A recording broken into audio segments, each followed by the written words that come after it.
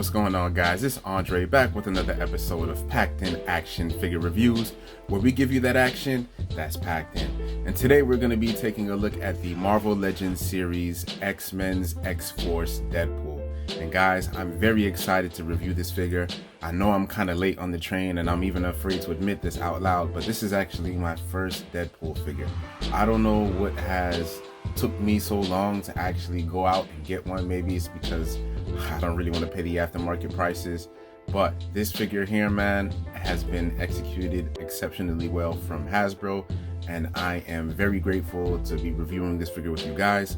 Now, as many of you guys know, this figure is a reissue similar to the Marvel Legends Juggernaut and Colossus, and my guess is that we are seeing a reissue of these figures because the Deadpool 3 movie is coming out. So, you know, we did have Juggernaut and Colossus in films 1 through 2, so you know, it would only make sense that they would reissue this figure. So I'm grateful that Hasbro Pulse, as well as a Big Bad Toy Store, have put this figure out again. Last time I checked, it was sold out. Luckily for me, I was actually able to get mine at my local comic book store.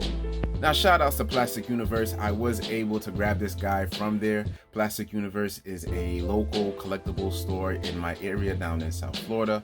So I was very grateful that they had it. You know, as soon as I seen it, I instantly grabbed it. You know what I'm saying? One of those instant buys for my collectors that know what I'm talking about. Now, because this was a second-hand or loose figure, unfortunately, it did not come with all of the accessories.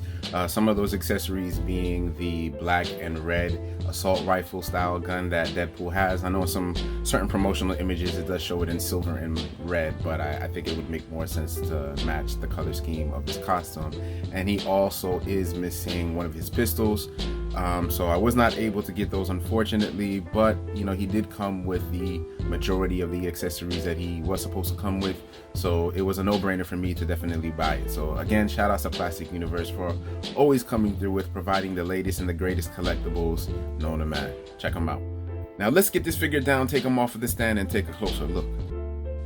Now, jumping into some accessories, I do want to re-emphasize that this figure was purchased secondhand, so I am missing one of the pistols and one of the assault rifle style guns, but I still wanted to go over and do due diligence and still review what we have. So first things first, we can't have Deadpool without his guns.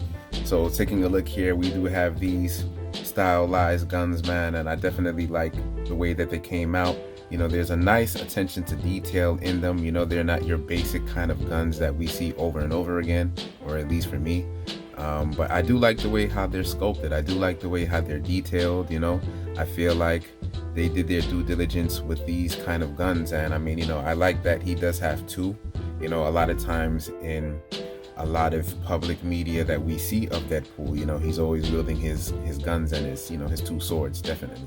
So very happy that we were able to get this with this figure, man, you know. Then taking a look over here at his sword, I am going to say that this is probably the eyesore of the figure. You know, would have been a very nice, perfect figure, but as we come down and we look at the sheen on the plastic of the sword, specifically the blade, we see that it's just molded plastic, you know, nothing really too fancy. You know, a little paint would have gone a long way here, you know, maybe adding some metallic paint. But coming down over here, looking at the handle, I still think they did a relatively decent job. You know, it's very detailed. You know, you can see all the indentations and you can see the diamonds. And, you know, I think right here, you know, I don't know if that's paintwork or what exactly that they did, if it was black wash, but I think it came out really well. The other critique with the sword, and I'm not sure if this has anything to do, you know, with this iteration of Deadpool, if his swords were shorter with him being on the X-Force, but I do feel like his swords, excuse me, are a bit short. Just to kind of give you guys a reference. So here I have two swords from the Marvel Legends series Silver Samurai, and as you can see, we have one sword here, which being his katana, which being the longer of the two, and then we also have his shorter sword. I believe they call it the Tachi or Wakizashi. I really don't know if you guys can help me out, but this is his shorter sword and this is Deadpool's sword. And just to kind of show you guys as reference, like, you know, his swords definitely are relatively small, you know. And again, like I said, you know, I'm kind of ignorant of this iteration of Deadpool. I don't know if it was just a design choice, but His swords are definitely on the smaller side of things. And last but not least, this pistol did not come with this particular Deadpool. This is actually from the Marvel Legends Killmonger. But you know, a pistol is a pistol is a pistol, or at least in action figure form. In real life, maybe not so much, but for displaying purposes, no one's gonna tell the difference, right? That's it for accessories. Now, jumping on into the aesthetics of the figure, I can definitely say, man, that Hasbro and the Marvel Legends team definitely outdid themselves with this Deadpool. I think it is spot on to the likeness of what is represented in public media, and I'm very satisfied with it. You know, at first glance, you can automatically tell that it's Deadpool. You know, the figure, it just definitely stands out. You know what I'm saying? Taking a look at the figure, you know, closer up and everything like that, I am going to turn on the light just so we can see a little bit more detail. But at first glance, it almost would appear as if the coloring on the black portions, or what it's supposed to be black portions of the figure, it's more so like a dark metallic blue. And you know, at first, I remember when I first seen the figure, I was kind of like, I wasn't really quite sure how I felt about that, because normally when I think of Deadpool, I usually think of red and black. But I think that this was a nice design choice, or if it is referring to the actual iteration of Deadforce representing the X-Force. I think on the X-Force, from the top of my knowledge, he sports the gray and black. So I'm assuming that this is a design choice, but I think it was actually executed relatively well. You know what I'm saying? Then taking a look at the head sculpt, man, we can see that we do also have that paint work all close up in the eyes, man. And man, I think they really did a phenomenal job. Now, I know with certain iterations of Deadpool, he has like this little hoodie thing on the back of the head. It would have been nice if he would have had that, but it's not, you know, a deal breaker for me. I still like the way how this figure came out, man. You know, the paint work is definitely relatively decent, man. You know what I'm saying? I have no complaints at all.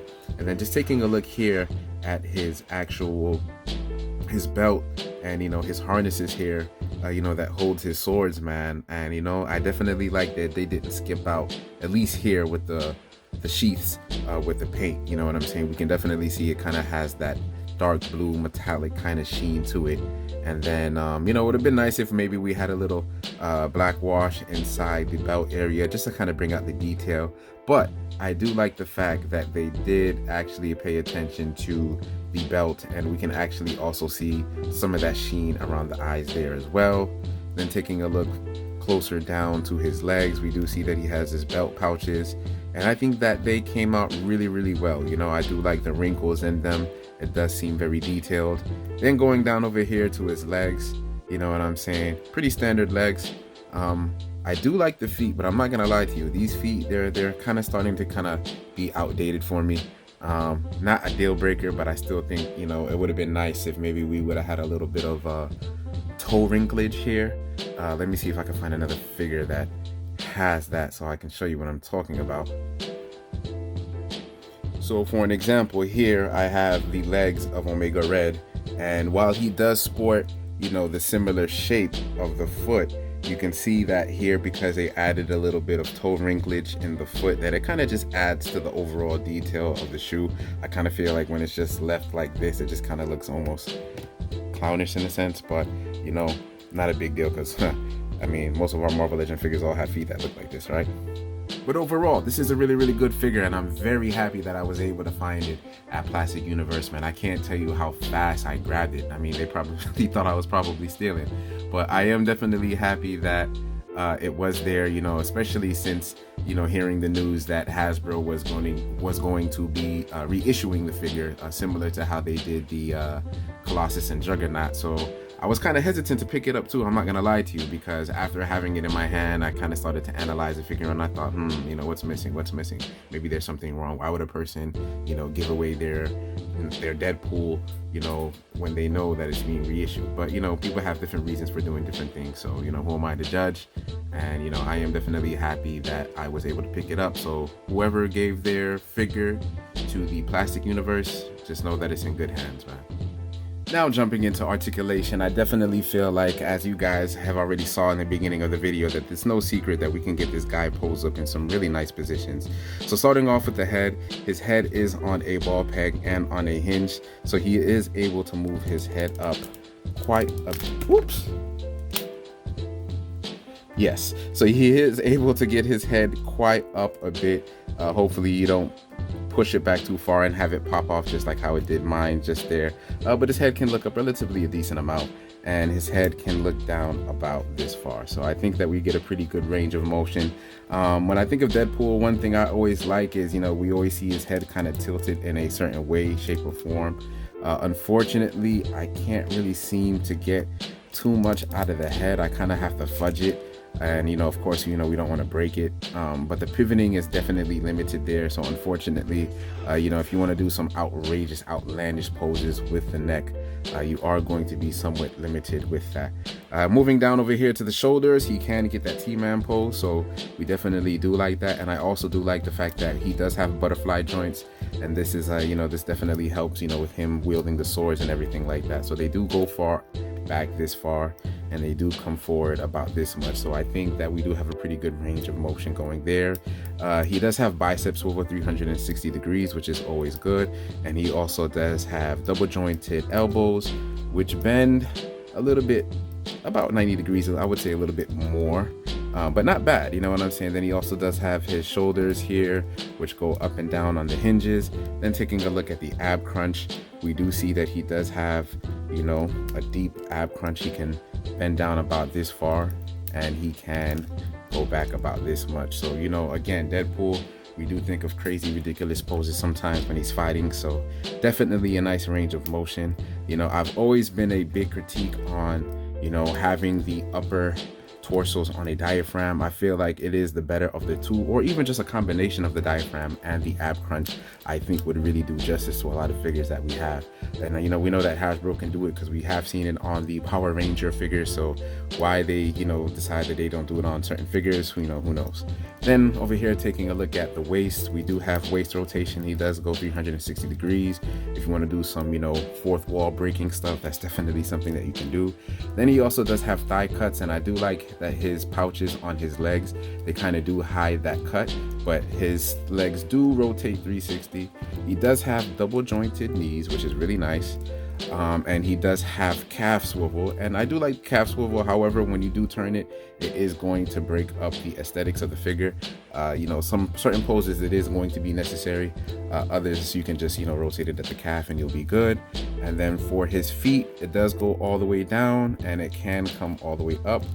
And he also does have ankle pivot that goes side to side. So overall, you're going to have all the articulation that you need with this figure. With this Deadpool, you're gonna be, when I had it and I sat down in a car with it, man, I was just playing with the figure, man, and just putting him in so many different poses, so I definitely think the articulation is spot on for this Deadpool figure that we have. And jumping straight into some size comparisons, over there to the left we have the retro carded or retro Spider-Man, and over there to the right we also have the Marvel Legends 20th anniversary Captain America. And I think that they scale relatively pretty well. I do know that in real life, Spider-Man is probably 5'10". I know he's a little bit on the shorter side. He's not as tall as your 6'1" characters, 6'2" characters like Captain America and Deadpool. I believe in the comics, Deadpool stands about at 6'2", and Captain America stands at 6'1". So taking a look at the legends here, we can definitely see that our Captain America stands a little bit tall.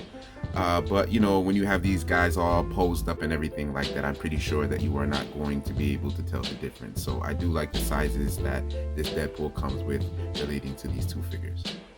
And over there to the left, we have our Mafex Magneto, which I think is a really good figure. And over there to our right, we do have our Wolverine X-Men 97. And I definitely like how, he fits in with, the different lines. I'm referring to the Mafex. He definitely fits in with the 97 look, as well as all of these costumes here are comic accurate to what we see in public media of all of these characters. So another nice size comparison. And taking a step away from our Marvel Legends, we do have the Stewart Outback from the G.I. Joe series. And I can't remember this guy to the right to the life of me, but he has a scar on his face, so we'll call him Scarface. And you know we got to do some X-Force action. So over there to the left, we have the Marvel Legends cable, a part of the Sasquatch wave. And then over there to the right, we also do have Omega Red, which I think was a part of the Sauron Build-A-Figure wave, if I'm pronouncing that correctly.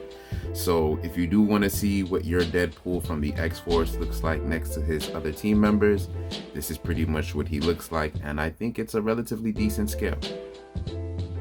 So after all is said and done, I think Hasbro definitely released and executed a well done Deadpool figure. Considering that this is my first Deadpool figure, I am very pleased with how this figure looks aesthetically.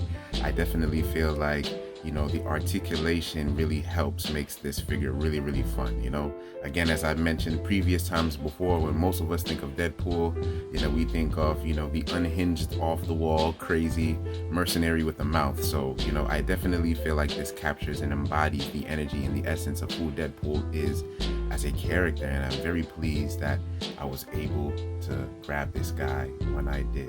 So if I had to give this guy a rating out of a 10, I'd give him a 9.5. Reason I'm giving him the 9.5, I definitely feel like there could have been some paint applications painted on the sword, and his swords could have been a bit longer. That is really my only nitpick of this figure. But that being said, it's still a good figure. Definitely was excited to hear that Hasbro was releasing the figure. So, you know, I said to myself, why not, you know, review this guy, especially since I have him. So without further ado, thank you guys for tuning into the channel, Packed In Action Figure Reviews, where we give you that action that's packed in. Stay tuned.